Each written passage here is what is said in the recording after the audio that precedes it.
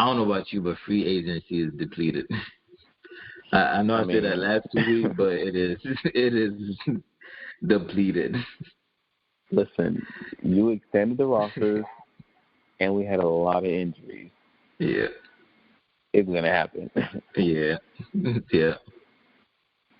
Yeah, that's crazy. There's like But good nothing win in by free Dub. agency. Good win Yeah, by yeah, Dub. good overall, good win, man. They'll have a pretty solid team, and his team showed up. He does, and like I said, we'll have a lot more to say later. But like I said, man, Josh Allen right now on fire.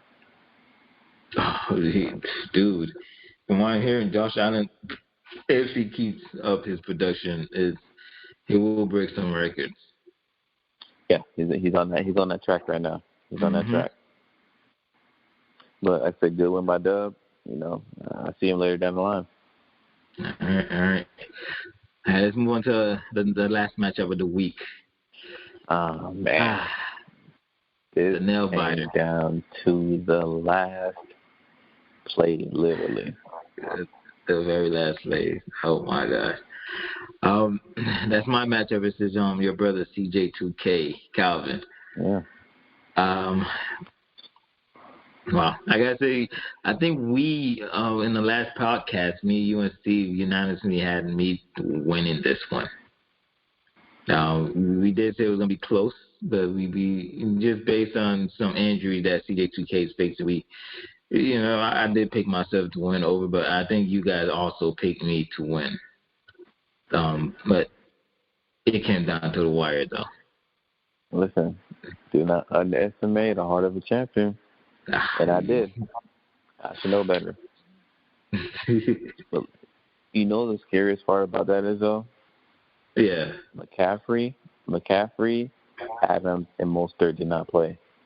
Ooh, that is scary. That is scary. That is scary. Look, so you gotta say those names again. McCaffrey, Devontae Adams, Raheem Mostert Oh did my not play this gosh. week. And he still balled out. Got over 126 points.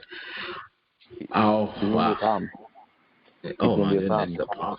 It's not a word. Basically, when Bowie comes, it's like he's not gonna be affected. It won't be Like it effective. just plug and play and win. It's gonna be a tough one. It's gonna be a tough one.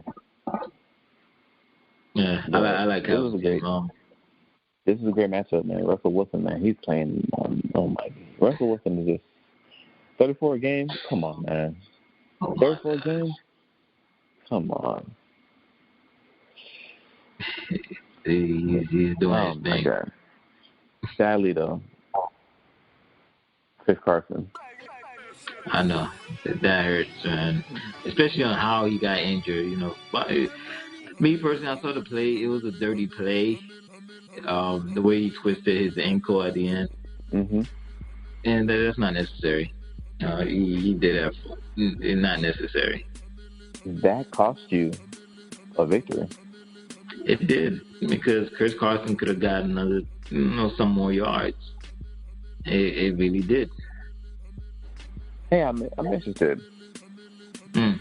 Why did you start the Chargers defense over the Patriots defense? Really, because of when I was watching the game, I saw what Las Vegas Raiders were doing, and I was afraid to start the New England defense. I guess, yeah, I was just afraid to start the New England defense.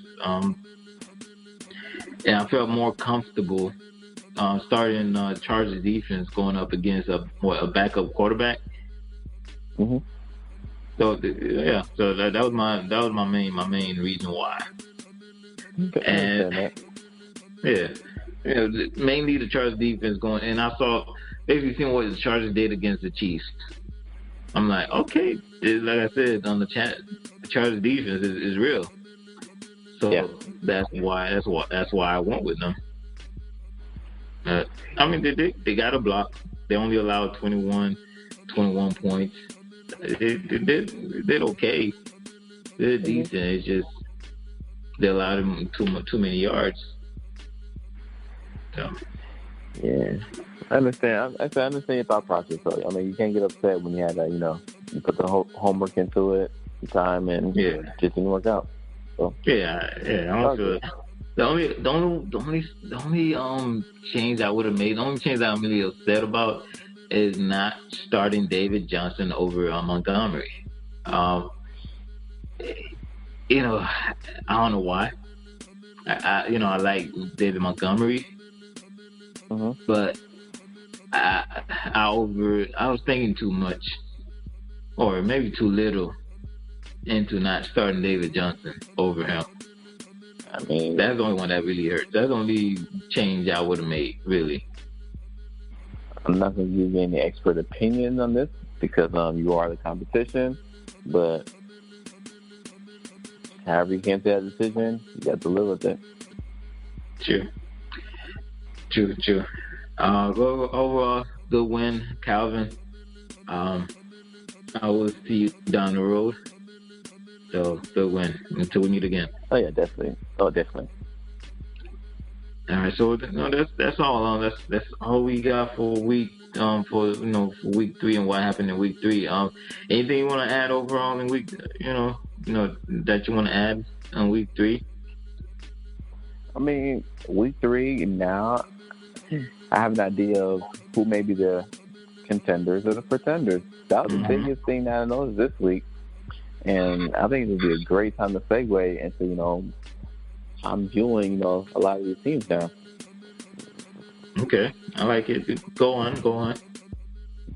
All right, so we discussed this, and a lot of people talk highly of their teams. Now, I don't consider myself an expert because I'm not, but I like to rank teams usually by tiers, but I won't go into that this week. I'm going to talk about who I actually think is a real threat, not just make it to the Final Four, but to actually win it. Mm-hmm. Because, so here's what qualifies as a contender. A contender is someone who I can see winning the championship. Someone that I know if their best player were to play poorly, they'll still come out with a victory.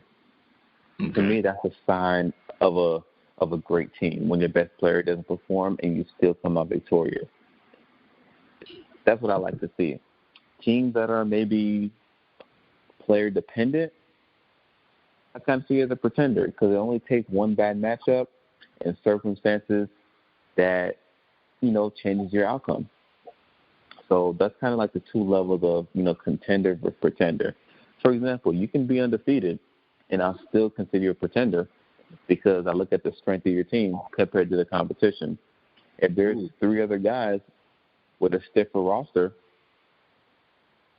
comparing you versus them, I'm going to consider you a pretender. Okay. So I'm just kind of ranking based off the competition, not just, what your record may state at the current moment. I'm just projecting out in the future what I expect to see based on your current roster. That's not to say 4 weeks from now, I may change my opinion because that may be the case.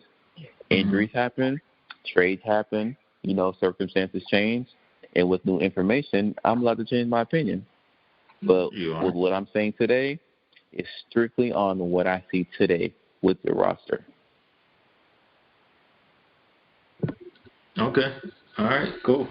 Like you said, it's gonna piss some people off, but hey, they just got to live with it. So let's go ahead and get started. What you want to start with? Your pretenders or your contenders? Here's what I'm gonna do. I'm Mm-hmm. gonna go over teams with the win. I'm gonna go over teams with the winning record. Okay. I'm not gonna touch on. I'm not going to touch on teams with losing records, which means I'm eliminating myself from the debate currently. Okay. If you're at least at 500 or above 500, we'll add you to the conversation. But for right now, if you're under 500, we're not going to add you to this debate, even though it is early in the season. So, without further ado, we're going to start with number 1. All right. Number one currently, based off ESPN's standings, which is different from our power rankings that comes out next week. Number one, we'll talk about that later. Mm-hmm. Let's start with Team CJ 2K. Right. Let me ask you, Swa. What category would you put him under? What category would you put him under? Team CJ2K, what category would you go under? Pretender or contender? Contender, of course. This team is loaded. Like we said, his team is loaded, so he's definitely a contender. What do you definitely think? Agree. Okay, all right. I definitely agree. And let me also add, this has nothing to do with previous accomplishments. Okay. This is strictly on what's going on this season. Gotcha. Strictly. And I agree. I think his team is, contenders to actually not just make it, but win it. He has the makings to do it. Okay. Now, keep going, but even with injuries, you still think his team is solid? Even with injuries. If it's starting lineup, if his bench players were to not come back, would that change my opinion? For example, hypothetically speaking, if McCaffrey and Adams and Mostert were not to return, would I feel the same way? I would not. Okay. I'll move into the pretender category. But this is based on what I project out moving forward with his roster. Okay. All right. Next person. We'll go with Game Losses. As currently constructed, I'll put him in the pretender category. Wait, hold on. But Game Losses is undefeated. He is undefeated. He's 3-0. He has some great wins to start the season. But I'm projecting out later down the line, at the end of the season. My personal opinion, he is quarterback dependent. If his quarterback does not perform, I would see his team winning. My personal opinion. But listen, but that's a great one person to depend on because it is the best quarterback in the league. So, yeah, I will give him that. But like I said, everyone's entitled to one bad game. And if his guy has a bad game, I just don't see his team pulling it through in the playoffs. Remember, I'm projecting in the playoffs, not during the regular season. Playoff time, I just don't see it happening with the roster he has currently as winning the whole thing. Okay. And I agree with that. I see what you're saying. I agree with that. You just touch on a little bit more what you said. The fact that he is Patrick Mahomes dependent. It'll be like you said. It'll be hard for me to see him scoring over 100 if Patrick Mahomes has a bad day. Yeah, I don't see his other lineup or his other starters lifting, carrying the weight. So I agree with that. I agree with putting Game Blouses in the pretender category for right now. I agree with that. And like I said, it's unpersonal, but like I said, love the quarterback. Listen, I love Tyreek Hill. But I'm looking at the total roster as well, not just the starting lineup. Okay. And one thing I have learned is you need a team to win a championship, not just starters, but the bench. Because it will come in handy. So, yes, it will. We'll see. Okay. On to the next. Years only. Who's next? The commissioner. That'd be you. Ooh. Contender or pretender? I took a long look at your roster. All right. I'll place you in the contender category. Ooh. All right. Explain. Starting lineup is solid. Love the starting lineup. And you have some nice bench pieces that you can plug in if injuries were to come. That's what I love to see when it comes to a total roster. You have plug-and-play guys you can fill in if things were to happen. And that's what you'll need.